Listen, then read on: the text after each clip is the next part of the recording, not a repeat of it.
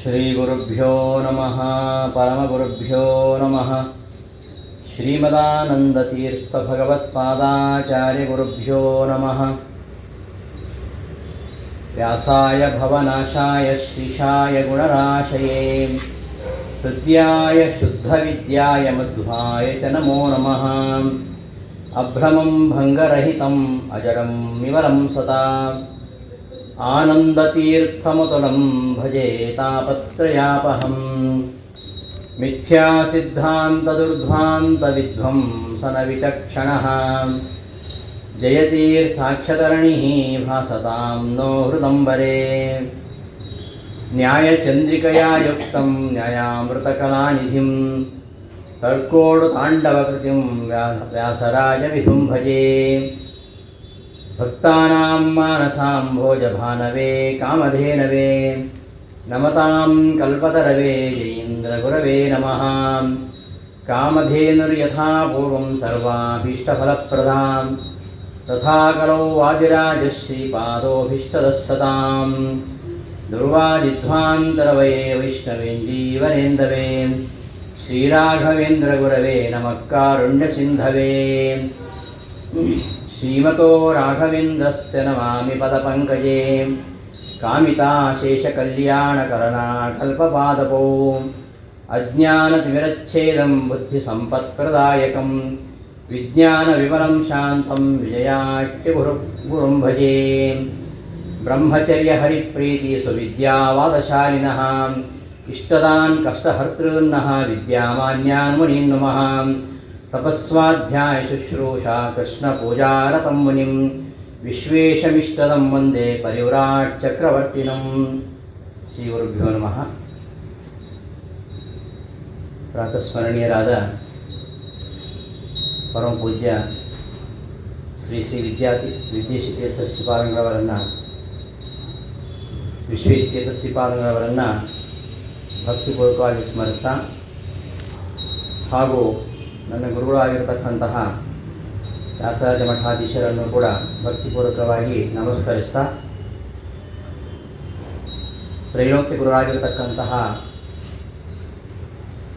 ಶ್ರೀಮದಾಚಾರ್ಯರ ಪರಮ ಪಾವನವಾದ ಚರಿತ್ರೆಯ ಒಂದೆರಡು ಅಂಶಗಳನ್ನು ತಮ್ಮ ಮುಂದೆ ಇಡಲಿಕ್ಕೆ ಬಯಸ್ತೇನೆ. ಮಧ್ವಾಚಾರ್ಯರು ತ್ರೈಲೋಕ್ಯ ಗುರುಗಳಾಗಿರತಕ್ಕಂತಹ ಮುಖ್ಯಪ್ರಾಣದೇವರ ಅವತಾರಭೂತರಾಗಿರತಕ್ಕಂಥವರು. ಯತಿರೂಪೋ ಮಾತರಿಶ್ವ ಅಷ್ಟಾವಿಂಶತಿತಮೇ ಕಲೌ ಅವತೀರ್ಯ ವಸತಿ ಅತ್ರ ಮಧ್ವನಾಮ ಎಂಬುದಾಗಿ ವೆಂಕಟೇಶ ಮಹಾತ್ಮ್ಯದಲ್ಲಿ ಈ ವಿಚಾರ ಬರುತ್ತೆ. ವಾಯಸ್ತು ಯತಿರೂಪೇಣ ಜನಿಷ್ಯತಿ ಕಲೌ ಯುಗೆ ಸದಸ್ಯ ಪ್ರಮತಿ ಭೂತ್ವಾ ಕಲೌ ಧರ್ಮಾನ್ ವದಿಷ್ಯತಿ ಎಂಬುದಾಗಿ ಸ್ಕಂದಪುರಾಣದ ಶ್ರೀಕೃಷ್ಣ ಮಹಾತ್ಮೆಯಲ್ಲಿ ಬರುತ್ತೆ. ಕಲೌ ವಾಯುರ್ಭವಿಷ್ಯತಿ ಮಧ್ವನಾಮ ಯತಿರಸೌ ಸಚ್ಚಾಸ್ತ್ರಾಣಿ ಕರಿಷ್ಯತಿ ಎಂಬುದಾಗಿ ಪುರಾಣಗಳಲ್ಲಿ ವೇದವ್ಯಾಸರು ನಿರೂಪಣೆ ಮಾಡಿದ್ದಾರೆ. ಹಾಗೆ ವಾಯುದೇವರು 28ನೇ ಕಲಿಯುಗದಲ್ಲಿ ಮಧ್ವಾಚಾರ್ಯರಾಗಿ ಅವತಾರ ಮಾಡಿದಂತಹ ವಿಷಯವನ್ನು ಪುರಾಣಗಳು ಕೂಡ ಕೊಂಡಾಡ್ತಾ ಇವೆ. ಕೂರ್ಮ ಪುರಾಣ, ಸ್ಕಂದ ಪುರಾಣ, ಬ್ರಹ್ಮಪುರಾಣ ಈ ಮೂರೂ ಪುರಾಣಗಳಲ್ಲಿಯೂ ಸಹ ಮಧ್ವಾಚಾರ್ಯರಾಗಿ ವಾಯುದೇವರು ಅವತಾರ ಮಾಡಿರತಕ್ಕಂತಹ ಒಂದು ವಿಷಯಕ್ಕೆ ಪ್ರಮಾಣಗಳನ್ನು ನಾವು ಕಾಣಬಹುದು. ಅಂತಹ ತ್ರೈಲೋಕ್ಯ ಗುರುಗಳಾಗಿರ್ತಕ್ಕಂತಹ ಮುಖ್ಯಪ್ರಾಣದೇವರು ಅವತಾರ ಮಾಡಿ ಈವರೆಗೆ ಇದ್ದಂತಹ ಎಲ್ಲ ಕುಮತಗಳನ್ನು ನಿರಾಕರಣೆ ಮಾಡ್ತಾ ಬ್ರಹ್ಮಸೂತ್ರ ಭಾಷ್ಯವನ್ನು ಪ್ರವಚನ ಮಾಡ್ತಾ ಹೋಗ್ತಾ ಇದ್ದಾರೆ. ಮಾಯಾವಾದವನ್ನೇ ನೆಚ್ಚಿಕೊಂಡು ಬಂದಂತಹ ಅನೇಕ ವಿದ್ವಾಂಸರಿಗೆ ಯಾವುದು ಸರಿ ಯಾವುದು ಸರಿಯಲ್ಲ ಎಂಬ ಗೊಂದಲ ಆಗಿದೆ. ಇದರ ಅಡಿಯಲ್ಲಿ ಮಧ್ವಾಚಾರ್ಯ ಬರತಕ್ಕಂತಹ ಗ್ರಂಥಗಳ ಅಪಹರಣ ಆಯಿತು. ಅಂತಹ ಗ್ರಂಥಗಳನ್ನು ಕದ್ದವರನ್ನು ಪತ್ತೆ ಹಚ್ಚಿ ಆ ಗ್ರಂಥಗಳನ್ನು ಶ್ರೀಮದಾಚಾರ್ಯರಿಗೆ ಮತ್ತೆ ಒಪ್ಪಿಸುವ ಕಾರ್ಯವನ್ನು ಜಯಸಿಂಹರಾಜ ಮಾಡಿದ. ಅದಕ್ಕೋಸ್ಕರವಾಗಿ ಜಯಸಿಂಹ ಆಚಾರ್ಯರನ್ನು ತನ್ನ ರಾಜ್ಯಕ್ಕೆ ಕರೆಸಿಕೊಂಡು ಭವ್ಯವಾಗಿರ್ತಕ್ಕಂತಹ ಸ್ವಾಗತವನ್ನು ಮಾಡಿ ಅವರಿಗೆಲ್ಲ ಉಪಚಾರವನ್ನು ಮಾಡಿದ. ಶ್ರೀಮದಾಚಾರ್ಯರು ಅಲ್ಲಿಯೇ ವಿಷ್ಣುಮಂಗಲ ದೇವಾಲಯ ಮತ್ತೊಂದು ಗೋಪಾಲಕೃಷ್ಣ ದೇವಾಲಯ, ಎರಡು ದೇವಾಲಯಗಳು ಅಲ್ಲಿವೆ. ಅಲ್ಲಿ ಪ್ರತಿನಿತ್ಯ ಅವರು ತಾವಿರುವಷ್ಟು ಕಾಲ ಬೆಳಿಗ್ಗೆ ವೇದ ಪಾಠ, ಸಾಯಂಕಾಲ ಬ್ರಹ್ಮಸೂತ್ರದ ಭಾಷ್ಯಾನುಸಾರವಾಗಿ ಬ್ರಹ್ಮಸೂತ್ರಗಳನ್ನು ವಿವರಿಸ್ತಾ ಇದ್ದಾರೆ. ಆ ಒಂದು ವಿಚಾರವನ್ನು ನಾವು ನೋಡ್ತಾ ಇದ್ದೇವೆ. ಶ್ರೀಮದಾಚಾರ್ಯರ ಒಂದು ಜೀವನದಲ್ಲಿ ಬಹಳ ಮಹತ್ತರ ಘಟನೆಯನ್ನು ನಾನು ಹೇಳಿದ್ದೆ.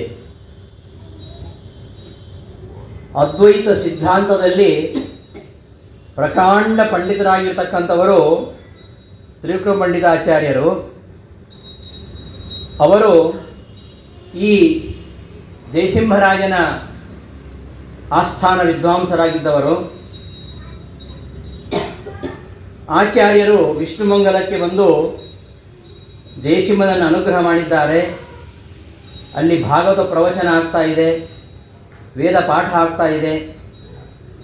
ಅವರ ಒಂದು ವೈದುಷ್ಯದ ಚಾತುರ್ಯ, ಅವರ ಒಂದು ಮಾತಿನ ವೈಖರಿ, ಇವುಗಳಿಂದ ಎಲ್ಲ ಜನರು ಕೂಡ ಪುಳಕಿತರಾಗಿದ್ದಾರೆ.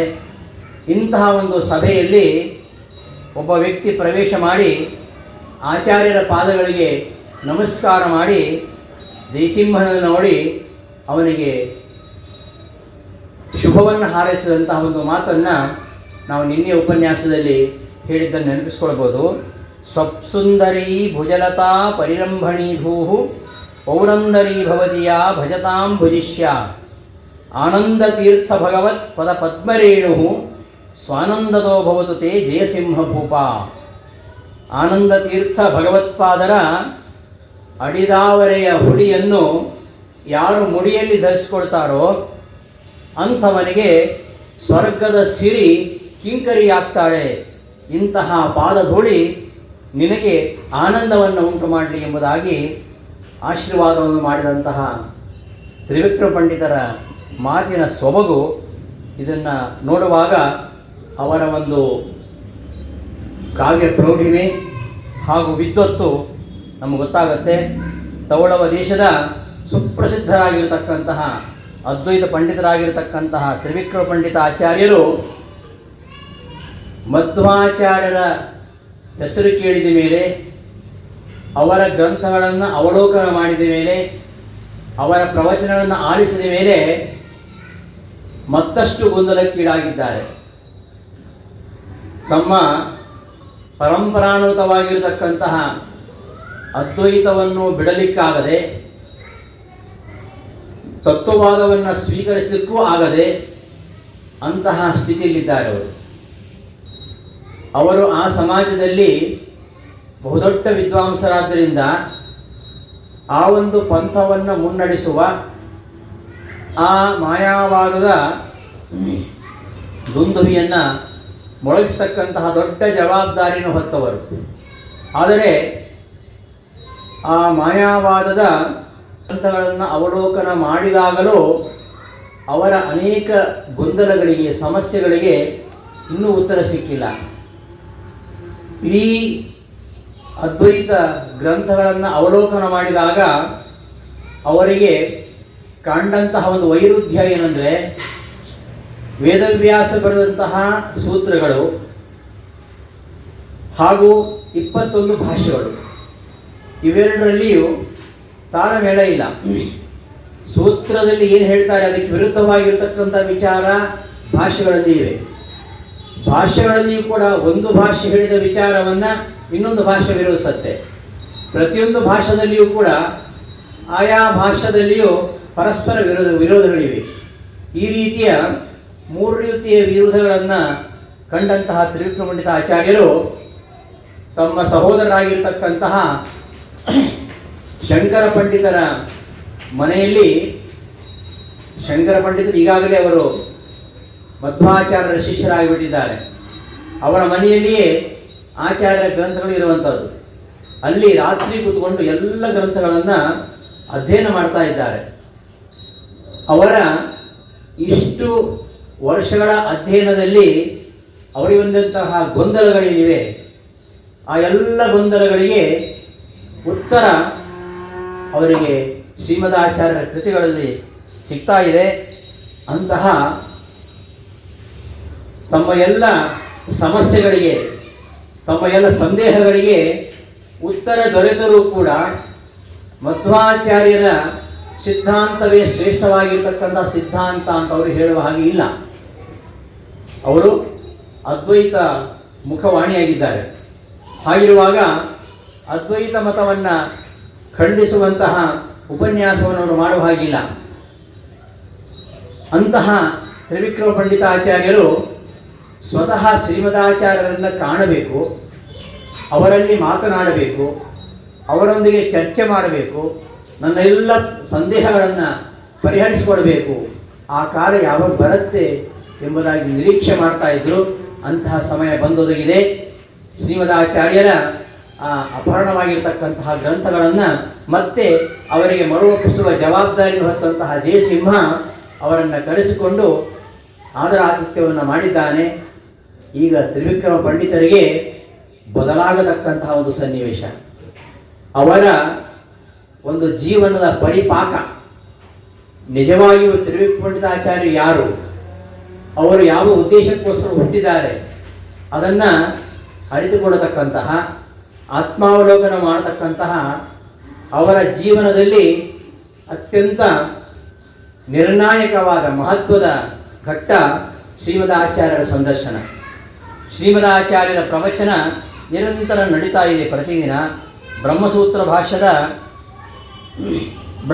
ಭಾಷ್ಯದ ಅನುಸಾರವಾಗಿ ವೇದವ್ಯಾಸರ ಎಲ್ಲ ಸೂತ್ರಗಳನ್ನು ವ್ಯಾಖ್ಯಾನಿಸ್ತಾ ಹೋಗ್ತಾ ಇದ್ದಾರೆ. 1ನೇ ಅಧ್ಯಾಯ ಆಯಿತು, 2ನೇ ಅಧ್ಯಾಯದ ಮೊದಲನೆಯ ಪಾದವೂ ಆಯಿತು. ಮುಂದೆ 2ನೇ ಅಧ್ಯಾಯದ 2ನೇ ಪಾದ, ಇದಕ್ಕೆ ಸಮಯ ಪಾದ ಅಂತ ಹೇಳ್ತಾರೆ. ಈವರೆಗೆ ಹುಟ್ಟಿದಂತಹ 21 ಮತಗಳೇನಿವೆ ಆ ಎಲ್ಲ ಮತಗಳನ್ನು ಪರಾಮರ್ಶಿಸತಕ್ಕಂತಹ ಅತ್ಯಂತ ಒಂದು ಚೇತೋಹಾರಿಯಾಗಿರತಕ್ಕಂತಹ ಘಟ್ಟ. ಅದರ ಆ ಸಮಯ ಪಾದದ ಅನುವಾದದ ಮೂಲಕವಾಗಿ ಪರಮತಗಳನ್ನು ನಿರಾಕರಣೆ ಮಾಡ್ತಾ ಆಚಾರ್ಯರು ತಮ್ಮ ಮತವನ್ನು ಹೇಗೆ ಸಮರ್ಥನೆ ಮಾಡ್ತಾರೆ ಎಂಬುದನ್ನು ಈಗಾಗಲೇ ತ್ರಿವಿಕ್ರಮ ಪಂಡಿತರು ತಿಳ್ಕೊಂಡಿದ್ರು ಕೂಡ ಅವರ ಮುಖದಿಂದಲೇ ಅವರನ್ನು ಕಂಡು ಅವರ ಉಪನ್ಯಾಸವನ್ನು ಪ್ರತ್ಯಕ್ಷವಾಗಿ ಕೇಳಿ ತಮ್ಮ ಎಲ್ಲ ಸಂಶಯಗಳನ್ನು ಪರಿಹಾರ ಮಾಡಿಕೊಳ್ಬೇಕು ಅಂತ ಅವರೊಂದಿಗೆ ವಾಕ್ಯಾರ್ಥ ಮಾಡಲಿಕ್ಕೋಸ್ಕರ ಬರ್ತಾರೆ. ಕಲಿಕಾಲದ ಪ್ರಭಾವದಿಂದಾಗಿ ತಮ್ಮ ಕಲುಷಿತವಾಗಿರ್ತಕ್ಕಂತಹ ಮನಸ್ಸನ್ನು ಪರಿಶುದ್ಧಗೊಳಿಸಿಗೋಸ್ಕರ ಆಚಾರ್ಯರಿಗೆ ಅವರು ಆಚಾರ್ಯರ ಅನುಗ್ರಹವನ್ನು ಸಂಪಾದಿಸಿ ಬಹಿರ್ಮುಖರಾಗಿ ಅವರಿಗೆ ಶರಣಾಗತರಾಗಬೇಕು. ಅಂತರ್ಮುಖಿಯಾಗಿ ಶರಣಾಗತರಾಗಿಬಿಟ್ಟಿದ್ದಾರೆ ಅವರು. ಬಹಿರ್ಮುಖವಾಗಿ ಲೋಕದೃಷ್ಟಿಯಿಂದ ಶ್ರೀಮದಾಚಾರ್ಯರಿಗೆ ತಲೆಬಾಗತಕ್ಕಂತಹ ಒಂದು ಸನ್ನಿವೇಶ. ಅದಕ್ಕೋಸ್ಕರವಾಗಿ ತ್ರಿವಿಕ್ರಮ ಪಂಡಿತರು ಆ ಸಮಯ ಪಾದದ ಉಪನ್ಯಾಸವನ್ನು ಶ್ರವಣ ಮಾಡಲಿಕ್ಕೋಸ್ಕರ ಬಂದಿದ್ದಾರೆ. ಅತ್ಯಂತ ಭಕ್ತಿಯಿಂದ ಆಚಾರ್ಯರಿಗೆ ನಮಸ್ಕಾರ ಮಾಡಿ ಅವರ ಸಮೀಪದಲ್ಲಿಯೇ ಆಚಾರ್ಯರ ಮುಂದೆ ತಮ್ಮ ಕಿವಿ, ಕಣ್ಣು, ಎಲ್ಲ ಇಂದ್ರಿಯಗಳ ಶಕ್ತಿಯನ್ನು ಮೈಯೆಲ್ಲ ತುಂಬಿಸಿಕೊಂಡು ಏಕಾಗ್ರತೆಯಿಂದ ಅವರು ಕುಳಿತುಕೊಂಡಿದ್ದಾರೆ. ಅಂತಹ ತ್ರಿವಿಕ್ರಮ ಪಂಡಿತಾಚಾರ್ಯರನ್ನು ಮಧ್ವಾಚಾರ್ಯರು ನೋಡುತ್ತಾರೆ. ಹೇಗೆ ನೋಡ್ತಾರೆ ಅಂದರೆ ಅದನ್ನ ಹೇಳ್ತಾರೆ ನಾರಾಯಣ ಪಂಡಿತಾಚಾರ್ಯರು, ಪರಪಕ್ಷರಥಾರೂಢಂ, ಅದ್ವೈತ ಸಿದ್ಧಾಂತವೆಂಬ ರಥವನ್ನು ಏರಿ ಬಂದಿದ್ದಾರೆ. ಒಬ್ಬ ವೀರಾಗ್ರಣಿಯ ಹಾಗೆ, ಪ್ರತಿವೀರಮಿವಾಗ್ರತಃ ಅಂತ ಹೇಳ್ತಾರೆ. ಪ್ರತಿವೀರನಂತೆ ಮಧ್ವಾಚಾರ್ಯರನ್ನು ಎದುರಿಸಲಿಕ್ಕೆ ಪ್ರತಿವೀರನಾಗಿ ಬಂದು ಕುಳಿತಿದ್ದಾರೆ. ಯಾರು ಅಂದರೆ ವೈಷ್ಣವ ಶ್ರೇಷ್ಠರಾಗಿರ್ತಕ್ಕಂತಹ ರುದ್ರದೇವರೇ ಎದುರು ಬಂದು ಕೂತ್ಕೊಂಡಿದ್ದಾರೋ ಏನೋ ಅನ್ನೋ ರೀತಿಯಲ್ಲಿ ತಿರುಪಂಡಿತಾಚಾರ್ಯ ಕೂತ್ಕೊಂಡಿದ್ದಾರೆ. ಅವರು ಒಬ್ಬ ವೀರನ ಹಾಗೆ, ರಥವನ್ನು ಏರಿದಂತಹ ವೀರ ರಣಾಂಗಣಕ್ಕೆ ಬಂದು ಹೇಗೆ ಯೋಧನೊಂದಿಗೆ ಹೋರಾಟಕ್ಕೆ ಇಳಿತಾನೋ ಆ ರೀತಿಯಲ್ಲಿ ಕೂತ್ಕೊಂಡಿದ್ದಾರೆ ಎದುರಿನಲ್ಲಿ. ಪರಪಕ್ಷ ರಥಾರೂಢಂ, ಶತ್ರುಪಕ್ಷ ಅಂದರೆ ಮಾಯಾವಾದ ಪಕ್ಷ, ಅದ್ವೈತ ಸಿದ್ಧಾಂತವೆಂಬ ರಥವನ್ನು ಏರಿ, ಆಮೇಲೆ ಅದ್ವೈತ ಸಿದ್ಧಾಂತದ ಪ್ರಕಾಂಡ ಪಂಡಿತರ ಒಂದು ಸಮೂಹ ಶಕ್ತಿ ಅವರ ಜೊತೆಗಿದೆ. ಏನಾದರೂ ಅಲ್ಲಿ ವಾದವಿವಾದದಲ್ಲಿ ಅವರಿಗೆ ಸಹಾಯಕರಾಗಿ ಬೆಂಬಲರಾಗಿ ಅನೇಕ ಪ್ರಕಾಂಡ ಅದ್ವೈತ ಪಂಡಿತರಿದ್ದಾರೆ. ಅಂತಹ ಪ್ರಕಾಂಡ ಅದ್ವೈತ ಪಂಡಿತರ ಸಮೂಹ ಶಕ್ತಿಯನ್ನೇ ತನ್ನ ಸಾರಥಿಯನ್ನಾಗಿ ಮಾಡಿಕೊಂಡು, ಹಾಗೆಯೇ ಖರತರ್ಕ ಮಹಾಯುಧಂ, ಯೋಧನ ಕೈಯಲ್ಲಿ ಆಯುಧ ಇರಬೇಕು ಹೋರಾಟ ಮಾಡಲಿಕ್ಕೆ. ಯಾವ ಆಯುಧ ಅಂದರೆ ಖರತರ್ಕ ಮಹಾಯುಧ, ತೀಕ್ಷ್ಣ ಯುಕ್ತಿಗಳೆಂಬ ಶ್ರೇಷ್ಠವಾಗಿರತಕ್ಕಂತಹ ಆಯುಧಗಳನ್ನು ಧಾರಣೆ ಮಾಡಿಕೊಂಡು ಭೂಲೋಕದಲ್ಲಿಯೇ ತನಗೆ ಸರಿಸಾಟಿ ಯಾರೂ ಇಲ್ಲ ಅನ್ನೋ ರೀತಿಯಲ್ಲಿ ಅಂತಹ ಪ್ರಚಂಡ ಪಾಂಡಿತ್ಯವನ್ನು ಗಳಿಸಿದಂತಹ ತ್ರಿವಿಕ್ರಮ ಪಂಡಿತಾಚಾರ್ಯರು ಕೂತಿದ್ದಾರೆ. ಅವರನ್ನು ಆಚಾರ್ಯರು ನೋಡಿದರು.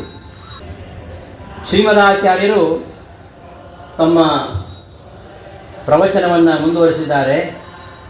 ಮಧ್ವಾಚಾರ್ಯರ ಪ್ರವಚನ ಹೇಗಿತ್ತು ಎಂಬುದನ್ನು ಹೇಳ್ತಾರೆ. ಇವರು ಕೂಡ ಒಬ್ಬ ಯೋಧನ ಹಾಗೆ. ಇವರ ಮಾತು ಹೇಗಿದೆ ಅಂದರೆ, ನಸ್ಖಲಂತಿ ನಿರಂತರ, ಆ ರೀತಿಯಲ್ಲಿ ಹೇಳ್ತಾರೆ. ಅವರ ಉಪನ್ಯಾಸ ಮಧ್ಯೆ ಎಲ್ಲಿಯೂ ನಿಲ್ಲದೆ ನಿರಂತರವಾಗಿ ಪ್ರವಚನ ಮಾಡ್ತಾ ಇದ್ದಾರೆ. ಆಚಾರ್ಯರ ಮುಖದಿಂದ ಹೊರಹೊಮ್ತಾ ಇರತಕ್ಕಂತಹ ಆ ಒಂದು ಮಾತು ಹೇಗಿತ್ತು ಅಂದರೆ, ಅವರ ಪ್ರವಚನ ಹೇಗಿತ್ತು ಅಂದರೆ, ಹರಿಪ್ರೇಷ್ಠ, ಹರಿ ಅಂದರೆ ಪರಮಾತ್ಮ, ಪರಮಾತ್ಮನಿಗೆ ಅತ್ಯಂತ ಪ್ರಿಯವಾಗಿರತಕ್ಕಂತಹ ಪ್ರವಚನ. ಅದು ವರ್ಧಿತೋಸ್ಮಿ ಹರಿಪ್ರೇಷ್ಠ. ಊರ್ಮಿ ಅಂದರೆ ತೆರೆಗಳು, ತೆರೆಗಳನ್ನು ಕತ್ತರಿಸುವಂಥದ್ದು, ತೆರೆಗಳನ್ನು ಬೆಳೆಸುವಂಥದ್ದು, ತೆರೆಗಳನ್ನು ನಾಶ ಮಾಡುವಂಥದ್ದು. ಮೂರು ರೀತಿಯ ಅರ್ಥ. ವರ್ಧಿತೋರ್ಮಿ ಹರಿಪ್ರೇಷ್ಠ, ಕತ್ತರಿಸಲ್ಪಟ್ಟ ಊರ್ಮಿಗಳುಳ್ಳ, ಬೆಳೆಸಲ್ಪಟ್ಟ ಊರ್ಮಿಗಳುಳ್ಳ, ನಾಶ ಮಾಡಲ್ಪಟ್ಟ ಊರ್ಮಿಗಳುಳ್ಳ ಹರಿಪ್ರೇಷ್ಠವಾಗಿರತಕ್ಕಂತಹ ಅವರ ಪ್ರವಚನ, ಅವರ ಮಾತು. ಊರ್ಮಿ ಅಂದರೆ ತೆರೆಗಳು. ಯಾವ ತೆರೆಗಳು? ಸಂಸಾರದಲ್ಲಿ 6 ಸಂಸಾರ ಸಾಗರ ಅಂತ ಹೇಳ್ತೀವಲ್ಲ ನಾವು. ಸಂಸಾರ ಎಂಬುದು ಸಮುದ್ರ ಅಂತ. ಈ ಸಮುದ್ರ ಇರ್ತಕ್ಕಂಥ ತೆರೆಗಳು ಯಾವುವು ಅಂದರೆ, ಶೋಕಮೋಹವು, ಜರಾವ್ಯಾಧಿ, ಕ್ಷುತ್ಪಿಪಾಸೆ, ಷಡೂರ್ಮಯ. ಎಲ್ಲರಿಗೂ ಉಂಟು. ಸಂಸಾರದಲ್ಲಿದ್ದಂತಹ, ಸಂಸಾರ ಸಾಗರದಲ್ಲಿ ಇದ್ದಂಥವರಿಗೆ ಈ 6 ಅಲೆಗಳು ಯಾವುದ್ಯಾವುದು? ಶೋಕಮೋಹಗಳು, ಜರಾವ್ಯಾಧಿಗಳು, ಕ್ಷುತ್ಪಿಪಾಸಗಳು. ಈ 6 ಯಾರಿಲ್ಲ ಹೇಳಿ? ಎಲ್ಲರಿಗೂ ಇರುವಂಥದ್ದೇ. ಈ 6 ಊರ್ಮಿಗಳು. ಶೋಕ ಅಂದರೆ ದುಃಖಕ್ಕೆ ಕಾರಣವಾಗಿರುವಂಥದ್ದು ಮೋಹ, ಶೋಕಮೋಹ, ವಿಪರೀತ ಜ್ಞಾನ. ಹೀಗೆ ಆಮೇಲೆ ಈ ಜರಾವ್ಯಾಧಿ, ವೃದ್ಧಾಪ್ಯ, ರೋಗ ಮತ್ತು ಹಸಿವು ಬಾಯಾರಿಕೆ. ಶೋಕ, ಮೋಹ, ವೃದ್ಧಾಪ್ಯ, ರೋಗ ಮತ್ತು ಕ್ಷುತು ಪಿಪಾಸ, ಹಸಿವೆ, ನೀರಡಿಕೆ. ಈ 6 ಊರ್ಮಿಗಳು. ಇವುಗಳು ನಿವಾರಣೆ ಆಗಬೇಕಾದ್ರೆ ಇವುಗಳೆಲ್ಲ ನಾಶ ಮಾಡತಕ್ಕಂತಹ ಪರಮಾತ್ಮನಿಗೆ ಅತ್ಯಂತ ಪ್ರೀತಿಪಾತ್ರವಾಗಿರತಕ್ಕಂತಹ ಮಾತು ಮಧ್ವಾಚಾರ್ಯನ ಮಾತು ಅಂತ. ವರ್ಧಿತೋಸ್ಮಿ ಹರಿಪ್ರೇಷ್ಠ. ಆ ರೀತಿಯಲ್ಲಿ ಆಚಾರ್ಯರ ಪ್ರವಚನ ನಡೀತಾ ಇತ್ತು. ವರ್ಧಿತೋರ್ಮಿ ಹರಿಪ್ರೇಷ್ಠ. ಸಂಸಾರ ಸಾಗರದಲ್ಲಿ ಇರತಕ್ಕಂತಹ ಈ 6 ಊರ್ಮಿಗಳನ್ನು ನಾಶ ಮಾಡಿ ಹರಿಪ್ರೇಷ್ಠ ಪರಮ ಪುರುಷಾರ್ಥವಾಗಿರತಕ್ಕಂತಹ ಮೋಕ್ಷವನ್ನು ಗಳಿಸ್ತಕ್ಕಂತಹ ಪರಮಾತ್ಮನಿಗೆ ಅತ್ಯಂತ ಪ್ರೀತಿಪಾತ್ರವಾಗಿರತಕ್ಕಂತಹ ಪ್ರವಚನ. ಅಷ್ಟು ಮಾತ್ರ ಅಲ್ಲ, ಇದು ಸಜ್ಜನರಿಗೆ.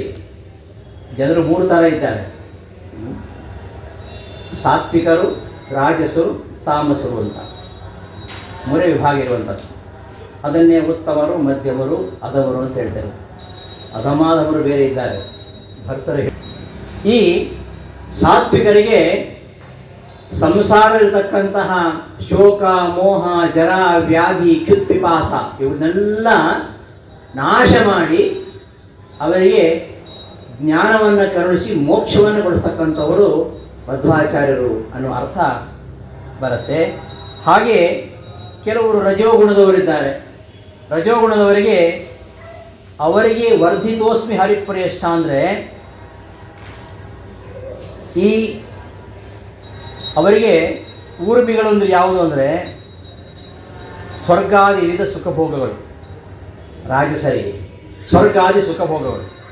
ರಾಜಸ ಸಂಸಾರದ ಅಲೆಗಳು ಅಂದರೆ ಅವರಿಗೆ ಸುಖ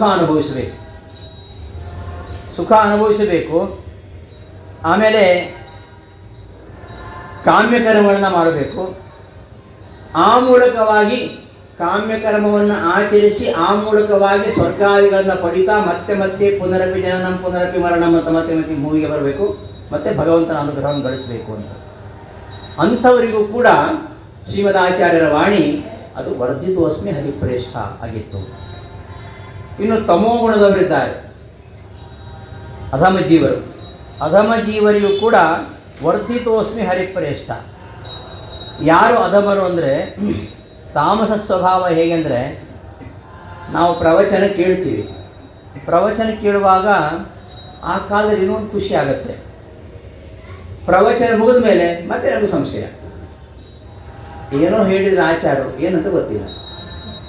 ಇದು ನಮ್ಮ ಕಥೆ. ತತ್ಕಾಲದಲ್ಲಿ ಏನೋ ಒಂದು ಖುಷಿ ಆಗುತ್ತೆ, ಮತ್ತೆ ಸಂಶಯಗಳು. ಆ ಸಂಶಯದ ಸುಳಿಯಲ್ಲಿ ಸಿಕ್ಕಾಕೊಂಡಾಗ ಆಗೇನಾಗುತ್ತೆ, ನಮಗೆ ಮತ್ತೆ ಈ ಶಾಸ್ತ್ರದಲ್ಲಿ ಶ್ರದ್ಧೆ ಇಲ್ಲ. ಯಾಕೆ? ಎಷ್ಟು ಪ್ರವಚನ ಕೇಳಿದ್ರು ನಮ್ಮ ಸಂದೇಹ ನಿವಾರಣೆ ಆಗಿಲ್ಲ. ಒಟ್ಟಾರೆ ಈ ಶಾಸ್ತ್ರದ ಗೊಂದಲದ ಗೂಡು. ಅದು ಬೇಡ ನಮಗೆ. ನಮ್ಮ ಸಮಸ್ಯೆಗಳಿಗೆ ಅದಕ್ಕೆ ಉತ್ತರ ಸಿಗುವುದಿಲ್ಲ.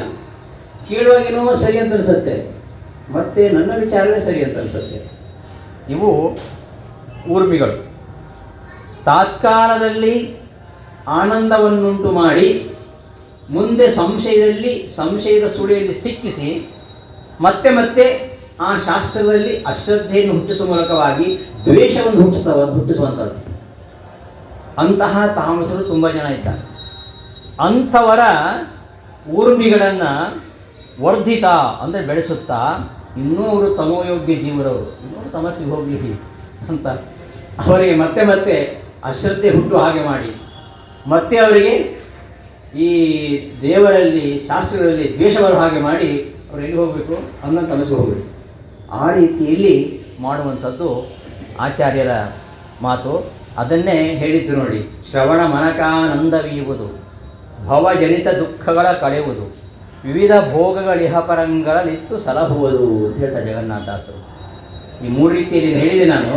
ಈ 3 ರೀತಿಯಲ್ಲಿ ಕೆಲವರಿಗೆ ಶ್ರವಣಮನಕ ಆನಂದ ಬೀವುದು,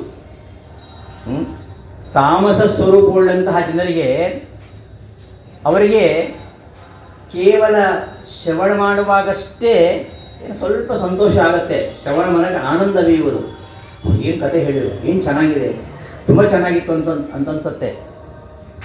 ಆಮೇಲೆ ಮುಂದಿನ ಕ್ಷಣದಲ್ಲಿ ಅವರಿಗೆ ಅಶ್ರದ್ಧೆ, ಸಂಶಯ, ಹೀಗೆ ಅಶ್ರದ್ಧೆಯನ್ನು ಉಂಟು ಮಾಡಿ ಸಂಶಯವನ್ನುಂಟು ಮಾಡುವಂಥದ್ದು. ಶ್ರವಣಕ್ಕಷ್ಟೇ ಆನಂದ, ಮತ್ತೆ ಆನಂದ ಇಲ್ಲ ಅವರಿಗೆ. ಶ್ರವಣಕ್ಕೆ ಆನಂದವಿರುವುದು, ಇದು ತಾಮಸರಿಗೆ ಕೇಳಲಿಕ್ಕೆ ಅಷ್ಟೇ ಅವರಿಗೆ ಖುಷಿ ಆಗ್ತದೆ, ಮತ್ತೆ ಅವರಿಗೆ ಅದು ಬೇಡ.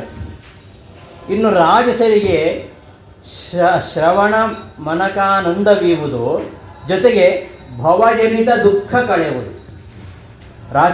ಸ್ವರೂಪದ ಗುಣವುಳ್ಳವರಿಗೆ ಪರಮಾತ್ಮನ ವಿಷಯವಾಗಿರ್ತಕ್ಕಂತಹ ಪ್ರವಚನ ಕೇಳ್ತಾ ಇದ್ದರೆ ಸಾಂಸಾರಿಕವಾಗಿರ್ತಕ್ಕಂತಹ ದುಃಖಗಳ ಶಮನ ಆಗತ್ತೆ.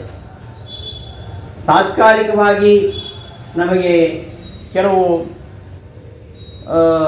ಶುಭ ಫಲಗಳು ದೊರೀತವೆ, ಸ್ವರ್ಗಾದಿ ಭೋಗಗಳು ಸಿಗ್ತವೆ, ಭವದಿಂದ ದುಃಖ ಕಳೀತದೆ. ಆದರೆ ಭವಸಾಗರದ ಉಪಟಳ ತಾತ್ಕಾಲಿಕ ಶಮನ ಆಗತ್ತೆ, ಮತ್ತೆ ಕ್ಷೀಣೆ ಪುಣ್ಯೆ ಮತ್ತೆ ಲೋಕಂ ವಿಶಂತಿ.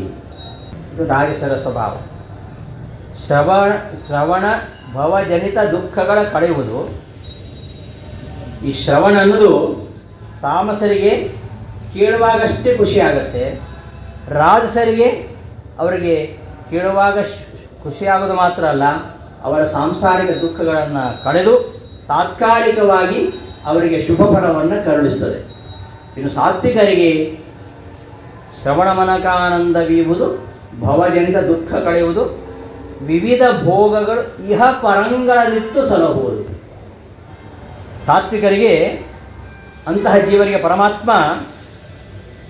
ಪರಮಾತ್ಮನ ಈ ಕಥೆಯನ್ನು ಕೇಳ್ತಾ ಇದ್ದರೆ ಇಹ ಪರಂಗಳಲ್ಲಿ, ಇಲ್ಲಿಯೂ ಭೂಲೋಕದಲ್ಲಿಯೂ ಸ್ವರ್ಗಲೋಕದಲ್ಲಿಯೂ ಸುಖ ಭೋಗಾದಿಗಳನ್ನು ಕೊಡೋದಲ್ಲದೆ ಶಾಶ್ವತ ಸುಖವನ್ನು ಕೊಡತಕ್ಕಂತಹ ಮೋಕ್ಷವನ್ನು ಕೂಡ ಕರುಣಿಸುವಂಥದ್ದು. ಹೀಗೆ ವರ್ಧಿತೋಸ್ಮಿ ಹರಿಪ್ರೇಷ್ಠ ಎಂಬ ಆಚಾರ್ಯರ ಬಗ್ಗೆ ನಾರಾಯಣ ಪಂಡಿತಾಚಾರ್ಯರು ಹೇಳ್ತಕ್ಕಂತಹ ಮಾತನ್ನು ಕೇಳುವಾಗ ನಮಗೆ ಹರಿಕಥಾಂಸಾರ ನೆನಪಾಗುತ್ತೆ. ಹರಿಕಥಾಂಸಾರವೂ ಹಾಗೆ, ಅದು ಅವರವರ ಯೋಗ್ಯತಾನುಸಾರ. ಕೆಲವರಿಗೆ ಅಷ್ಟೇ, ತಾಮಸ ಜೀವಿಗಳಿಗೆ ಎಷ್ಟು ಬೇಕೋ ಅಷ್ಟೇ. ರಾಜಸರಿಗೆ ತಾಮಸರು ಅವರು ವಿರೋಧ ಮಾಡ್ತಾನೆ ಹೋಗ್ತಾರೆ, ಅವರು ಯಾವತ್ತೂ ಹರಿಕಥಾಂಸಾರ ಓದೋದೇ ಇಲ್ಲ. ಹರಿಕಥಾಂಸಾರ ಕನ್ನಡ ಸಾಹಿತ್ಯ ಪ್ರಪಂಚದಲ್ಲಿ ಬಹುದೊಡ್ಡ ಕೃತಿ ಅದು. ಆದರೆ ಕನ್ನಡ ಪಂಡಿತರನ್ನು ಕೇಳಿ ಅವ್ರಿಗೆ ಅದ್ರ ಬಗ್ಗೆ ಏನು ಗೊತ್ತಿಲ್ಲ. ಏನೋ ಯಾರೋ ದಾಸರು ಮಾಡಿದ್ವಿ, ಯಾರೋ ದಾಸರೇ ಬರೆದಿತ್ತು, ಅವರೆಲ್ಲ ತಾಮಸ ಜೀವಿಗಳು, ಅವರೆಲ್ಲ ಅವ್ರಿಗೆ ಅರ್ಥ ಆಗೋದಿಲ್ಲ. ಹರಿಕಥಾಂಸಾರ ಅದು ಸಕಲ ಶಾಸ್ತ್ರಗಳ ಸಾರ. ಅದು ಆಯಾ ಜೀವಿಗಳ ಅವರ ಯೋಗ್ಯತಾನುಸಾರವಾಗಿ ಅದು ಅರ್ಥವನ್ನು ತೆರೆದುಕೊಳ್ತದೆ. ಹಾಗೆ ಇರುವಂಥದ್ದು ಮಧ್ವಾಚಾರ್ಯರ ಪ್ರವಚನ ಅಂತ ಹೇಳ್ತಾ, ಇಂತಹ ಪ್ರವಚನವನ್ನು ಕೇಳ್ತಾ ಇದ್ದಾರೆ. ಎಲ್ಲ ಮತಗಳ ಪರಾಮರ್ಶೆಯನ್ನು ಮಾಡಿದ್ದಾರೆ. 21 ಮತಗಳ ಪರಾಮರ್ಶೆಯನ್ನು ಬಹುದೀರ್ಘವಾಗಿ ಮಧ್ವಯುಜದ 15ನೇ ಸರ್ಗದಲ್ಲಿ ಆ ವಿಚಾರ ಬರುತ್ತೆ. ಆ ಎಲ್ಲವನ್ನು ಕೇಳಿದ್ದಾರೆ. ಕೇಳಿದ ಮೇಲೆ ಮೊದಲು ಕೇಳಿದರು, ಮಧ್ಯದಲ್ಲಿ ಮಾತಾಡಲಿಲ್ಲ. ಅದು ವಿದ್ವಾಂಸನ ಲಕ್ಷಣ, ಮಧ್ಯೆ ಮಧ್ಯೆ ಮಾತಾಡಬಾರ್ದು. ಪೂರ್ತಿ ಕೇಳಿಸ್ಕೊಂಡ್ರು. ವಿದ್ಯಾವಂತರು ಹಾಗೆ ಇದ್ದರು. ನಾವೆಲ್ಲ ಪರೀಕ್ಷೆ ಕೊಡ್ಲಿಕ್ಕೆ ಹೋದರೆ ಏನು ಮಾತಾಡ್ತಿರಲಿಲ್ಲ, ಪೂರ್ತಿ ಕೇಳೋದು. ಮುಗಿತಂತಾದ್ಮೇಲೆ ಅವರ ಪ್ರಶ್ನೆಗಳು ಶುರು. ಪರೀಕ್ಷೆಯಲ್ಲಿ ಕೇಳಿದ ಪ್ರಶ್ನೆಗಳಿಂದ ಉತ್ತರ ಕೊಡಬೇಕು. ತುಂಬ ಖುಷಿ ಪಡ್ತಾ ಇದ್ರು. ನಮ್ಮ ಮಕ್ಕಳ ಮನೆ ಸುಧಾಮಂಗಳ ಆಯ್ತಲ್ಲ ಇಲ್ಲಿ ವ್ಯಾಸಾಯ ಮಠದಲ್ಲಿ, ವಿದ್ವಾಂಸರು ಕೇಳ್ತಕ್ಕಂತಹ ಎಲ್ಲ ಪ್ರಶ್ನೆಗಳಿಗೆ ಎಷ್ಟು ಚೆನ್ನಾಗಿ ಉತ್ತರ ಕೊಟ್ಟರು ನೋಡಿ. ಆ ರೀತಿ ತ್ರಿವಿಕ್ರಮಾಚಾರ್ಯ ಪ್ರಶ್ನೆ ಮಾಡ್ತಾರೆ, ಮೇಲೆ ಮೇಲೆ ಪ್ರಶ್ನೆ ಮಾಡ್ತಾರೆ. ಆ ಎಲ್ಲ ಪ್ರಶ್ನೆಗಳಿಗೆ ಉತ್ತರವನ್ನು ಕೊಡುವಂಥದ್ದು ಬಹಳ ಎಷ್ಟು ಚಂದ. 4 ದಿನಗಳ ಕಾಲ ಪರೀಕ್ಷೆ ನಡೀತೀವಿ. 4 ವಿದ್ಯಾರ್ಥಿಗಳು 4 ದಿನಗಳ ಕಾಲ ಪರೀಕ್ಷೆ ಕೊಟ್ಟರು. ಬಂದಿರತಕ್ಕಂತಹ ಬೇರೆ ಬೇರೆ ಮಠದಿಂದ ಬಂದಿರತಕ್ಕಂತಹ ಎಲ್ಲ ವಿದ್ವಾಂಸರು ಪರೀಕ್ಷೆ ಮಾಡಿದರು. ಕೇಳಿದ ಪ್ರಶ್ನೆಗಳಿಂದ ಪಟಕ ಉತ್ತರ ಅಷ್ಟು ಚೆನ್ನಾಗಿ ತಯಾರು ಮಾಡಿದ್ದಾರೆ ನಮ್ಮ ಸ್ವಾಮಿಗಳು. ಆ ರೀತಿಯಲ್ಲಿ ಕೇಳಿದ ಪ್ರಶ್ನೆಗಳಿಗೆಲ್ಲ ಉತ್ತರ ಕೊಡಬೇಕು. ನಮಗೆ ಒಂದು ಪ್ರಶ್ನೆ ಬರಲ್ಲ, ಇನ್ನೊಂದು ಪ್ರಶ್ನೆ ಉತ್ತರ ಕೊಡೋದಿಲ್ಲ ಅಲ್ವಾ? ಪ್ರಶ್ನೆ ಇಲ್ಲ, ಸಂದೇಹ ಇಲ್ಲ. ಸಂದೇಹ ಇಬ್ಬರಿಗೆ ಬರಲ್ಲಂತೆ. ಎಲ್ಲ ಗೊತ್ತಿದ್ರೆ ಸಂದೇಹ ಬರಲ್ಲ ಅಂತ. ಏನು ಗೊತ್ತಿಲ್ಲದೆ ಇದ್ದವರಿಗೆ ಏನು ಸಂದೇಹ ಬರಬೇಕು ಅವನು ಅಲ್ವಾ? ಇಷ್ಟು ದೀರ್ಘವಾದ ಉಪನ್ಯಾಸವನ್ನು ಕೇಳಿದ ಮೇಲೆ ಇವ್ರದ್ದು ಶುರು ಆಯಿತು ಪ್ರಶ್ನೆಗಳು.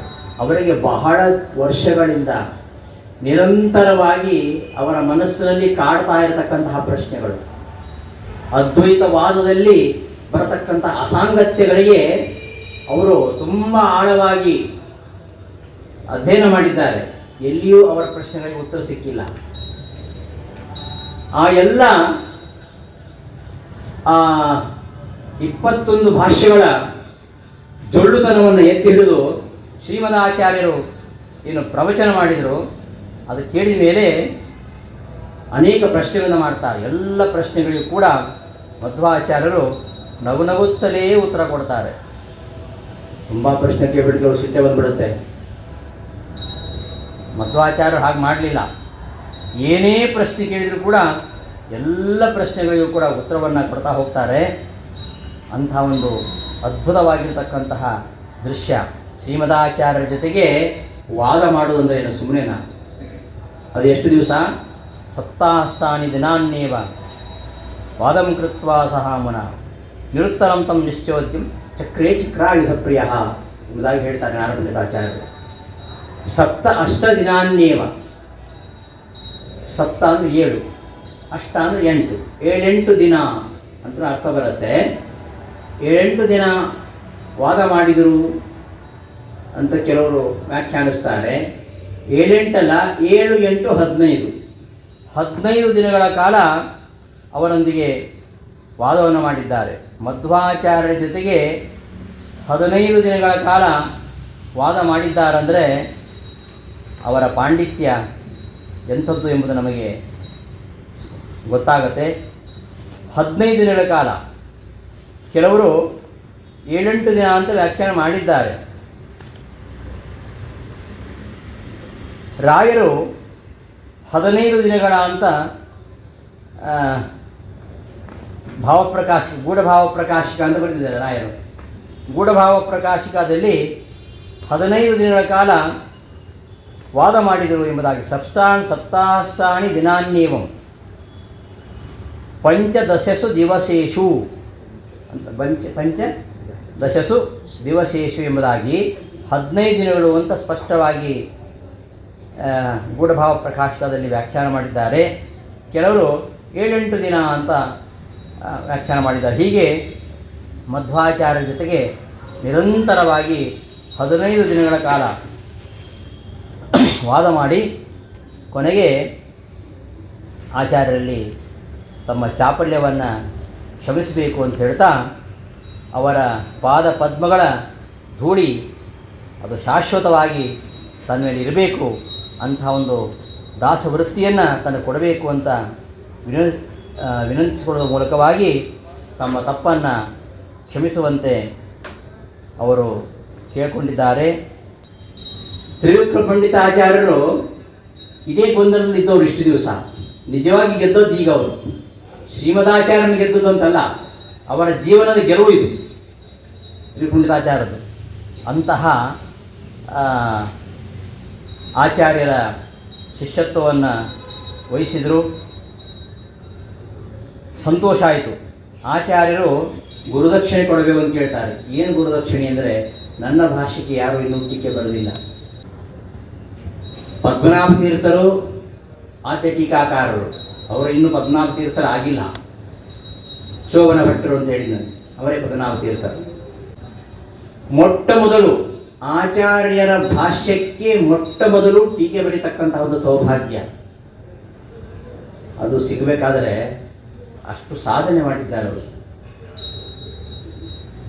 ಆದ್ದರಿಂದ ಬ್ರಹ್ಮಸೂತ್ರ ಭಾಷ್ಯಕ್ಕೆ ಟೀಕೆಯನ್ನು ಬರೀಬೇಕು ಅಂತ ತತ್ವಪ್ರದೀಪ ಅಂತಿದೆ. ಅದನ್ನು ಹೇಳ್ತಾರೆ ಅವರು. ತಸ್ಯಾಜ್ಞೆಯ ಏವ ಅನುಗೃಹೀತ ಬುದ್ಧಿ ಸತ್ಸೂತ್ರ ಭಾಷ್ಯಸ್ಯ ಕೃತಸ್ಯ ತೇನ ಎಂಬುದಾಗಿ ಆಚಾರ್ಯರ ಪ್ರೇರಣೆಯ ಬಲವಾದ ಶಕ್ತಿಯಿಂದ ನಾನು ಬರೆದಿದ್ದೇನೆ ಅಂತ ತತ್ವಪ್ರದೀಪದ ಆರಂಭದಲ್ಲಿ ಹೇಳ್ಕೊಳ್ತಾರೆ. ಹಾಗೆ ತತ್ವಪ್ರದೀಪ ಎಂಬ ಒಂದು ಶ್ರೇಷ್ಠವಾಗಿರತಕ್ಕಂತಹ ಟೀಕೆಯನ್ನು ಮಧ್ವಾಚಾರ್ಯರ ಭಾಷ್ಯಕ್ಕೆ ಟೀಕೆಯನ್ನು ಬರೀತಾರೆ. ಹೀಗೆ ತ್ರಿವಿಕ್ರಮ ಪಂಡಿತಾಚಾರ್ಯರು ಸೋತು ಗೆದ್ದದ್ದು, ಸೋತು ಗೆದ್ದದ್ದು. ಇನ್ನು ಅವರನ್ನೇ ನಿರುತ್ತರನ್ನಾಗಿ ಮಾಡಿದ ಮೇಲೆ ಇನ್ನೆಂತಹ ಪ್ರಕಾಂಡ ಪಂಡಿತರಿರಲಿ, ಅವರೆಲ್ಲ ಇನ್ಯಾರು ಶ್ರೀಮದಾಚಾರ್ಯ ಮುಂದೆ ನಿಲ್ಲಕ್ಕೆ ಇಲ್ಲ. ಮಧ್ವಾಚಾರ್ಯರು 37 ಕೃತಿಗಳನ್ನು ಬರೆದಿದ್ದಾರೆ ಅಂತ ಕೆಲವರು ಹೇಳ್ತಾರೆ. ಆದರೆ ಪ್ರಮೇಯನೋಮಾಲಿಕಾದಲ್ಲಿ ಹೇಳ್ತಾರೆ, ಸಾಮ್ನಃ ತ್ರೈವಿಕ್ರಮಾರ್ಯಾತ್ ವ್ಯರಚೇದ್ ಅನುಭಾಷ್ಯಂ ಶತಗ್ರಂಥಕರ್ತ ಸೋದರ್ಯಂ ಸ್ವಂ ವಿರಕ್ತಂ ಯತಿಮಕೃತ ಮಹಾಸದ್ಗುಣಂ ವಿಷ್ಣುತೀರ್ಥಂ ವಾದೀಂದ್ರಂ ಪದ್ಮನಾಭಂ ಪ್ರಿಯಮಥಜ ಪರಾನ್ ಸದ್ಗುಣಾನ್ ಶ್ಲಾಘ್ಯ ಶಿಷ್ಯಾನ್ ಯೋ ಅನೇಕಾನ್ ಸದ್ಗೃಹಸ್ಥಾನಪಿ ಸವಿಜಯೇತಿ ಕಣ್ವತೀರ್ಥಾಂತಿಕಸ್ಥಃ. ಶತಗ್ರಂಥ ಕರ್ತ ಅಂತ ಹೇಳ್ತಾರೆ. ಶತ ಅಂದರೆ 100 ಅಂತೂ ಅರ್ಥ ಇದೆ, ತುಂಬ ಅಂತೂ ಅರ್ಥ ಇದೆ. 106 ಗ್ರಂಥ, 106 ಗ್ರಂಥಗಳನ್ನು ರಚಿಸಿದ್ದಾರೆ ಎಂಬುದಾಗಿ ನಾರಾಯಣ ಪಂಡಿತಾಚಾರ್ಯ ಹೇಳ್ತಾರೆ. ನಾರಾಯಣ ಪಂಡಿತಾಚಾರ್ಯರು ತ್ರಿವಿಕ್ರಮ ಪಂಡಿತಾಚಾರ್ಯರ 3ನೇ ಮಗ, 3 ಜನ ಮಕ್ಕಳು. ಮೊದಲನೇ ಮಗ, 2ನೇ ಮಗ, ಅವರ ಪ್ರಸ್ತಾಪ ಬರುವುದಿಲ್ಲ. ಈ ನಾರಾಯಣ ಪಂಡಿತಾಚಾರ್ಯರು ಮಧ್ವಾಚಾರ್ಯನ ಸಾಕ್ಷಾತ್ ಕಂಡವರು. ಹಾಗಾಗಿ ಅವರ ಹೇಳುವ ಮಾತಿನಲ್ಲಿ ನಾವು ನಂಬಿಕೆ ಇಡಲೇಬೇಕು. ಶತಗ್ರಂಥ ಪ್ರಣೇತ 51 ಗ್ರಂಥಗಳನ್ನು ರಚನೆ ಮಾಡಿದ್ದಾರೆ. ಆ ಎಲ್ಲ ಗ್ರಂಥಗಳನ್ನು ಇವರು ವರ್ಣನೆ ಮಾಡಬೇಕಾದ್ರೆ ಅವನ್ನೆಲ್ಲ ಓದಿದ್ದಾರೆ ಅಂತ ಆಯಿತು. ಸುಮ್ಮನೆ ಭಾಷಣ ಮಾಡ್ತಾ ಇರೋದಲ್ಲ, ಅವೆಲ್ಲವನ್ನು ಚೆನ್ನಾಗಿ ಅಧ್ಯಯನ ಮಾಡಿದ್ದಾರೆ ಇವರು.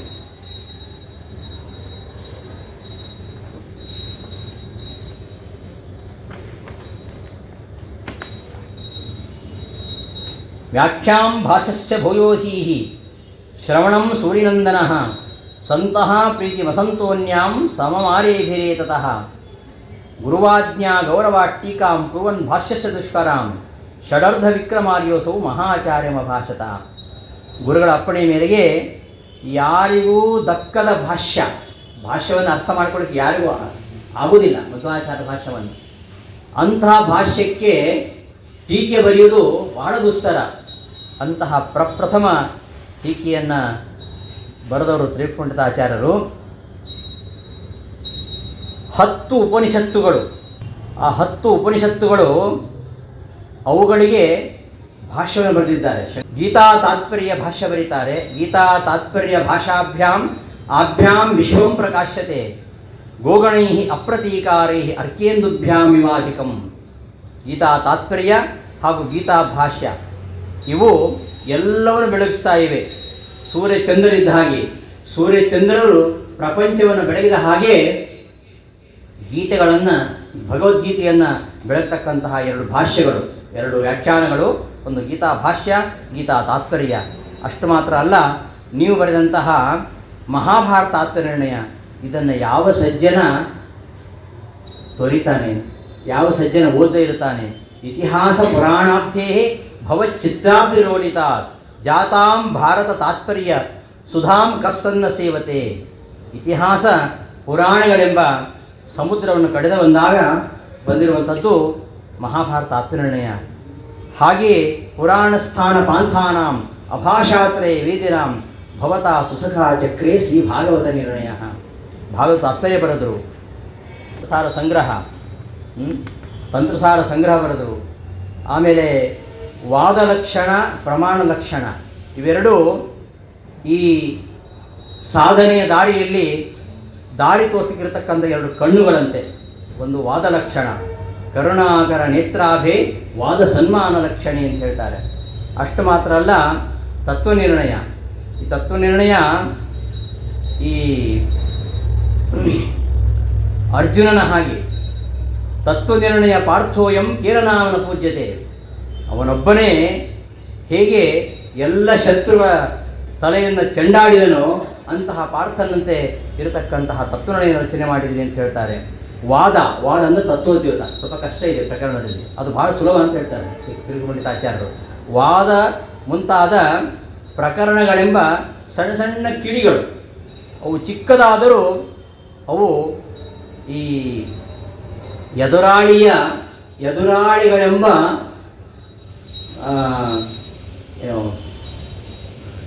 ಕಾಡು, ಕಗ್ಗಾಡು, ಅದನ್ನು ನಾಶ ಮಾಡತಕ್ಕಂತಹ ಕಿಡಿಗಳು ಅಂತ ಹೇಳ್ತಾರೆ. ಹಾಗೆ ಕೃಷ್ಣ ತನ್ನ ಪುಟ್ಟವಾಯಿಯಲ್ಲಿ ಬ್ರಹ್ಮಾಂಡ ತೋರಿದ ಹಾಗೆ ಅಣುಭಾಷ್ಯದಲ್ಲಿ ಸಕಲ ಶಾಸ್ತ್ರವನ್ನೇ ನೀವು ತೋರಿಸಿದ್ರಿ ಅಂತ ಹೇಳ್ತಾರೆ. ಹೀಗೆ ಅನೇಕ ಅವರು ಮಾಡಿದಂತಹ ಎಲ್ಲ ಕೃತಿಗಳನ್ನು ಹೊಗಳ್ತಾ ಇನ್ನೊಂದು ಕೃತಿಯನ್ನು ರಚನೆ ಮಾಡಬೇಕು ಅಂತ ಕೇಳ್ಕೊಳ್ತಾರೆ. ನಿಮ್ಮ ಆಜ್ಞೆಯಂತೆ ನಾನು ತತ್ವಪ್ರತಿ ಬರೆದಿದ್ದೇನೆ, ನನ್ನ ಮನವಿಯಂತೆ ನೀವು ಒಂದು ಕೃತಿಯನ್ನು ರಚನೆ ಮಾಡಬೇಕು. ಯಾವುದದು ಅಂದರೆ ಇತ್ಯರ್ಥಿತೋ ವಿಧಾನ್ ಮಧ್ವ ಸೋನು ವ್ಯಾಖ್ಯಾಂ ಸತಾಂ ಸುಧಾಂ ದುರ್ವಾದಿ ಗರ್ವಾದ್ರಿಪವಿಂ ಮಾಯಿಧ್ವಾಂತ ರವಿದ್ಯುತಿಂ. ಮಾಯಾವಾದದ ಕತ್ತಲೆಯನ್ನು ಕಳೆಯತಕ್ಕಂತಹ ಸೂರ್ಯನಂತೆ ಇರತಕ್ಕಂಥದ್ದು, ಸೂರ್ಯನ ಪ್ರಖರವಾದ ಬೆಳಕು, ಅದು ಯಾವುದು ಅಂದರೆ ಅನುವ್ಯಾಖ್ಯಾನ. ಆ ಅನುವ್ಯಾಖ್ಯಾನಕ್ಕೆ ಜಯತೀರ್ಥರು ಶ್ರೀಮನ್ ನ್ಯಾಯಸುಧೆಯನ್ನು ಬರೆಯುವಂಥದ್ದು. ಅಂತಹ ಗ್ರಂಥವನ್ನು ರಚನೆ ಮಾಡಬೇಕು ಅಂತ ಹೇಳಿದಾಗ ಶ್ರೀಪಂಡಿತಾಚಾರ್ಯರ ಒಂದು ಆಸೆಯನ್ನು ಈಡೇರಿಸಬೇಕು ಅಂತ ತಕ್ಷಣವೇ 4 ಶಿಷ್ಯರ ಮೂಲಕವಾಗಿ ಬರೆಸಿ ಅನುವ್ಯಾಖ್ಯಾನವನ್ನು ಸಿದ್ಧಗೊಳಿಸಿದ್ದಾರೆ. ಅಷ್ಟೊತ್ತಿಗೆ ಅವರ ತಮ್ಮ ಬರ್ತಾರೆ, ಅವರಿಗೆ ದೀಕ್ಷೆ ಕೊಡ್ತಾರೆ ವಿಷ್ಣು ತೀರ್ಥರು. ಹೀಗೆ ಆ ವಿಷ್ಣು ತೀರ್ಥರ ಒಂದು ವೈರಾಗ್ಯದ ಬಗ್ಗೆ ತುಂಬ ಹೇಳ್ತಾರೆ. ಮುಂದೆ ಉಡುಪಿ ಕೃಷ್ಣನ ಪೂಜೆಗಾಗಿ 8 ಜನ ಶಿಷ್ಯರನ್ನು ಸ್ವೀಕಾರ ಮಾಡ್ತಾರೆ. ಹಾಗೆಯೇ ಈಗಾಗಲೇ ಶ್ರೀವಿಕ್ರಮ ಪಂಡಿತಾಚಾರ್ಯರಿಗಿಂತಲೂ ಮೊದಲೇ ಅಚ್ಚುಮೆಚ್ಚಿನ ಶಿಷ್ಯರಾಗಿರ್ತಕ್ಕಂತಹ ಶೋಭನ ಭಟ್ಟರಿಗೆ ಸನ್ಯಾಸವನ್ನು ಕೊಟ್ಟು ಅವರಿಗೆ ಪದ್ಮನಾಭ ತೀರ್ಥ ಅಂತ ನಾಮಕರಣ ಮಾಡ್ತಾರೆ. ಪದ್ಮನಾಭ ತೀರ್ಥರು ಅವರು ಆದ್ಯ ಟೀಕಾಕಾರರು. ಮಧ್ವಾಚಾರ್ಯರ ಎಲ್ಲ ಕೃತಿಗಳಿಗೆ ಟೀಕೆಯನ್ನು ಬರೆದವರು ಅವರು ಮೊದಲು. ಅಂತಹ ಪದ್ಮನಾಭ ತೀರ್ಥರು, ನರಹರಿ ತೀರ್ಥರು, ಮಾಧವ ತೀರ್ಥರು, ಅಕ್ಷೋಭಿ ತೀರ್ಥರು ಇವರೆಲ್ಲ ಮಧ್ವಾಚಾರ್ಯರ ಸಾಕ್ಷಾತ್ ಶಿಷ್ಯರಾಗಿರ್ತಕ್ಕಂಥವರು. ಹೀಗೆ ಮಧ್ವಾಚಾರ್ಯರು ಅವರ ಸನ್ಯಸ್ತ ಶಿಷ್ಯರು, ಗೃಹಸ್ಥ ಶಿಷ್ಯರು ಎಲ್ಲ ಕಡೆಯೂ ಕೂಡ ದ್ವೈತ ವೇದಾಂತದ ಒಂದು ಪ್ರಸಾರ ಬಹಳ ಚೆನ್ನಾಗಾಯಿತು. ಹೀಗೆ ಮುಂದೆ ಇನ್ನೂ ಅನೇಕ ಕಡೆ ಸಂಚಾರ ಮಾಡ್ತಾ ಅನೇಕ ತಮ್ಮ ಮಹಿಮೆಯನ್ನು ತೋರಿಸ್ತಾರೆ. ಅದೆಲ್ಲ ಬಹಳ ದೀರ್ಘವಾಗಿ 16ನೇ ಸರ್ಗದಲ್ಲಿ ಬಂದಿದೆ. ಇಂತಹ ಮಧ್ವಾಚಾರ್ಯರು ಕೊನೆಯಲ್ಲಿ ಉಡುಪಿಯಲ್ಲಿ ಅವರು ಪ್ರತಿನಿತ್ಯ ಪಾಠ ಪ್ರವಚನವನ್ನು ಮಾಡಿಕೊಂಡಿದ್ದರು. ಅವರು 79 ವರ್ಷ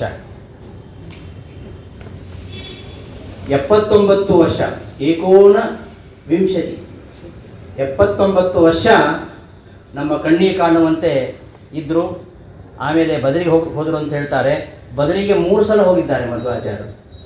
ನಮಗೆ ಗೊತ್ತಿರುವಂಥದ್ದು 2 ಸಲ ಅಂತ. ಒಮ್ಮೆ ಹೋಗಿ ಬಂದರು, ಗೀತಾಭಾಷ್ಯ ಸಮರ್ಪಣೆ ಮಾಡಿ ಬಂದರು. ಆಮೇಲೆ ಅದೃಶ್ಯರಾಗಿ ಮತ್ತೆ ದೊಡ್ಡ ಬದಲಿಗೆ ಹೋದರು ಅಂತ. ಆದರೆ 3 ಬಾರಿ ಬದಲಿಗೆ ಹೋಗಿದ್ದಾರೆ ಎಂಬ ಅಂಶ ನಮಗೆ ವಾಯುಸ್ತುತಿಯಲ್ಲಿದೆ. ವಾಯುಸ್ತುತಿಯಲ್ಲಿ ಪಾಯುರಾಜ್ಯಾಧಿರೂಢ ಪುನರಪಿ ಬದರೀಂ ಪ್ರಾಪ್ಯ, ಪುನರಪಿ ಮತ್ತೆ ಬದಲಿಗೆ ಹೋಗಿ ಬಂದರು ಅಂತ. ಸನ್ಯಾಸ ಸ್ವೀಕಾರ ಮಾಡಿದ ಮೇಲೆ ಮತ್ತೊಮ್ಮೆ ಬದಲಿಗೆ ಹೋದರು ಅಂತ. ಅದೃಶ್ಯರಾಗಿ ಹೋದ್ರಲ್ಲ, ಅದಲ್ಲ, 2ನೇ ಬಾರಿ ಹೋದದ್ದನ್ನು 2ನೇದು ಅಂತ ಹೇಳ್ತಾ ಇರಲಿಲ್ಲ. ಪುನರಪಿ ಪಾಯುರಾಜ್ಯಾಧಿರೂಢ ಪುನರಪಿ ಬದರೀಂ ಪ್ರಾಪ್ಯ, ಮತ್ತೆ ಬದಲಿಗೆ ಹೋಗಿ ಬಂದರು ಅಂತ. ನಾವು ಮೊದಲನೇ ಬಾರಿ ಬದಲಿಗೆ ಹೋದರು ಅಂತ ತಿಳ್ಕೊಂಡಿದ್ದೀವಲ್ಲ, ಅದು 2ನೇ ಬಾರಿ ಹೋದದ್ದು. ಇದು ವಿಶ್ವಪತಿ ತೀರ್ಥರು ವಾಯುಸ್ತುತಿ ಟೀಕೆಯಲ್ಲಿ ಬರೀತಾರೆ. 7 ಸಂವತ್ಸರಾದೂರ್ಧ್ವಂ ಗತ್ವಾ ಬದರಿಕಾಶ್ರಮಂ ಪ್ರಪೇದೇ ಸರ್ವಶಾಸ್ತ್ರಾಣಿ ವೇದಾಂಶ್ಚೈವ ಯಾನಪಿ ಇತ್ತಂ ಹಿ ಸರ್ವವಿದ್ಯಾಶ್ಚ ವಾಸುದೇವಾನ್ ಮಹಾತ್ಮನಃ ಅವಾಪ್ತ ಸರ್ವಶಾಸ್ತ್ರೋಸೌ ವಟುಸ್ತದಂ ಅಬ್ರವೀತ್ ಎಂಬುದಾಗಿ ವೆಂಕಟೇಶ ಮಹಾತ್ಮೆಯಲ್ಲಿ ಬರುತ್ತೆ ಎಂಬುದನ್ನು ಅವರು ಉಲ್ಲೇಖ ಮಾಡ್ತಾರೆ. 7 ವರ್ಷ ಆದಮೇಲೆ, 5 ವರ್ಷಕ್ಕೆ ಉಪನಯನ ಆಗಿದೆ ಅವರಿಗೆ. ಪ್ರಾಪ್ತೇತು 5ನೇ ವರ್ಷ, ವಾಯುಪುರಾಣದಲ್ಲಿ ಬರುತ್ತೆ. ಪ್ರಾಪ್ತೇತು 5ನೇ ವರ್ಷೆ ಬ್ರಾಹ್ಮಣಂ ಕೃತವಾನ್ ಪಿತಾ ಎಂಬುದಾಗಿ ವಾಯುಪುರಾಣದಲ್ಲಿ ಬರುತ್ತೆ.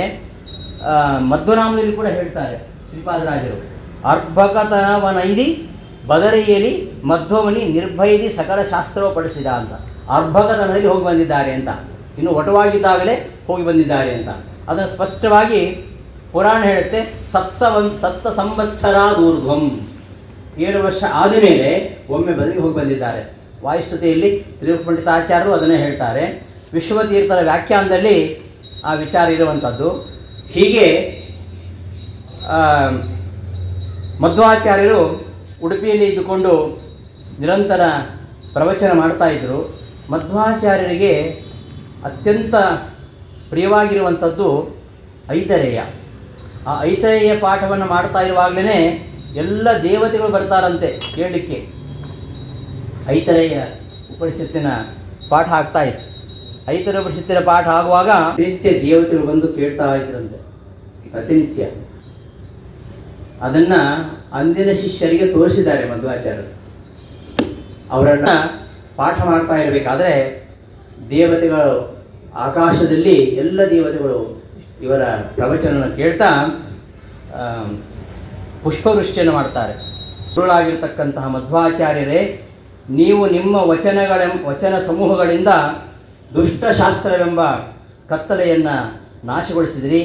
ಹಾಗೆ ನಿಮ್ಮ ವಚನಗಳಿಂದ ಮೋಕ್ಷವನ್ನು ಕೊಡ್ತಕ್ಕಂತಹ ಆ ನಾರಾಯಣನ ಶುಭಗುಣ ಸಮೂಹಗಳ ಪ್ರತಿಪಾದನೆಯನ್ನು ಮಾಡಿದಿರಿ.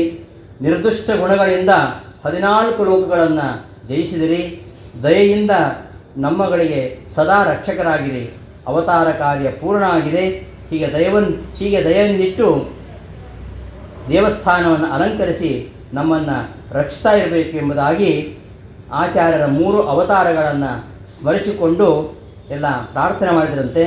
ಹೀಗೆ ಆಚಾರ್ಯರು ಅನಂತೇಶ್ವರ ದೇವಸ್ಥಾನದಲ್ಲಿ ಶಿಷ್ಯರಿಗೆ ಐತರೋಪನಿಷತ್ತು ಪಾಠವನ್ನು ಮಾಡ್ತಾ ಇರಬೇಕಾದ್ರೆ ಎಲ್ಲ ದೇವತೆಗಳು ಬಂದು ಅವರಿಗೆ ಸ್ತೋತ್ರ ಮಾಡ್ತಾ ಇದ್ದಾರೆ, ಪುಷ್ಪವೃಷ್ಟಿ ಮಾಡಿದ್ದಾರೆ. ಅವರು ಉಪದೇಶವನ್ನು ಮಾಡ್ತಾ ಹಾಗೆ ಪಿಂಗಲಾಬ್ಧ ಮಧ್ವನವಮಿ, ಮಧ್ವಶುದ್ಧ ನವಮಿ ಎಂದು ಅವರು ಎಲ್ಲ ಶಿಷ್ಯರನ್ನು ಇಲ್ಲೇ ಬಿಟ್ಟು ತಾವೊಬ್ಬರೇ ವೇದವ್ಯಾಸರಿರ್ತಕ್ಕಂತಹ ದೊಡ್ಡ ಬದಲಿಗೆ 3ನೇ ಬಾರಿಗೆ ಅವರು ಹೋದರು ಎಂಬುದಾಗಿ ನಾರಾಯಣ ಪಂಡಿತಾಚಾರ್ಯ ಹೇಳ್ತಾರೆ. ಆ ಕಾಲದಲ್ಲಿ ಪುಷ್ಪವೃಷ್ಟಿಯಾದಾಗ ಆಮೇಲೆ ಶ್ರೀಮದಾಚಾರ್ಯರು ಅಲ್ಲಿ ಇರಲಿಲ್ಲ. ಹೀಗೆ ಮಧ್ವಾಚಾರ್ಯರಾಗಿ ವಾಯುದೇವರ ಅವತಾರ ಮಾಡಿ ಅಂದಿನ ಆ ಕುಭಾಷ್ಯಗಳ ನಿರಾಕರಣೆ ಮಾಡಿ ಮತ್ತು ಪರಮಾತ್ಮನ ಒಂದು ಸರ್ವೋತ್ತಮತ್ವವನ್ನು ಸಾರುವ ಮೂಲಕವಾಗಿ ನಮ್ಮನ್ನೆಲ್ಲ ಉದ್ಧಾರ ಮಾಡ್ತಾ ಇದ್ದಾರೆ. ಇಂತಹ ದಶಪ್ರಮತಿ ವಿಕ್ರಮವನ್ನು ಅನೇಕ ರೀತಿಯಲ್ಲಿ ವರ್ಣನೆ ಮಾಡಿರತಕ್ಕಂತಹ ನಾರಾಯಣ ಪಂಡಿತಾಚಾರ್ಯರು ಸುಮಧ್ವಜಯ ಎಂಬ ಭಾವದೀಪ ವ್ಯಾಖ್ಯಾನ ಉಂಟದಕ್ಕೆ, ಭಾವದೀಪ ವ್ಯಾಖ್ಯಾನ ಸಹಿತವಾಗಿರತಕ್ಕಂತಹ ಮಧ್ವವಿಜಯನ ರಚನೆ ಮಾಡಿ ಅನಂತರ ಆ ಪ್ರಮೇಯ ಮಾಲಿಕೆಯನ್ನು ರಚನೆ ಮಾಡಿದರು ಎಂಬುದಾಗಿ ಮಂಗಲಾಂತ್ಯ ಪದ್ಯದಲ್ಲಿ ಹೇಳ್ತಾ ಇದನ್ನು ಸಮರ್ಪಣೆ ಮಾಡ್ತಾರೆ. ಅಂತಹ ಈ ಪ್ರಮೇಯ ನವಮಾಲಿಕಾದಲ್ಲಿ ಕೆಲವು ವಿಷಯಗಳನ್ನು ಮಾತ್ರ ಹೇಳಿದ್ದೇನೆ ನಾನು. ಎಲ್ಲ ಶ್ಲೋಕಗಳನ್ನು ಮುಟ್ಟಲಿಲ್ಲ. ಕೆಲವು ವಿಷಯಗಳನ್ನು ಮಾತ್ರ ಬಹಳ ಸಂಕ್ಷಿಪ್ತವಾಗಿ ಇಲ್ಲಿ ತಮ್ಮ ಮುಂದೆ ಇಟ್ಟಿದ್ದೇನೆ. ಇಂತಹ ಮಧ್ವಾಚಾರ್ಯರ ಒಂದು ಚರಿತ್ರೆಯ ಕೆಲವು ಅಂಶಗಳ ಅನುವಾದವನ್ನು ನನ್ನ ವಾಕ್ಶುದ್ಧಿಗೋಸ್ಕರವಾಗಿ ನಾನು ಮಾಡಿದ್ದೇನೆ. ಹಾಗೆ